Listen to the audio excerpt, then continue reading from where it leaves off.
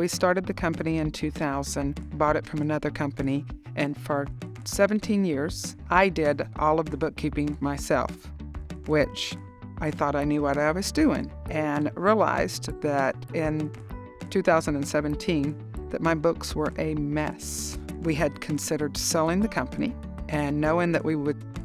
need to open up our books, we decided that we had to get them cleaned up. A friend recommended Fix-It Accounting, and I walked in and I sat down with one of their teammates, and she said, "We can do all this for you." And I didn't know what all this meant because I had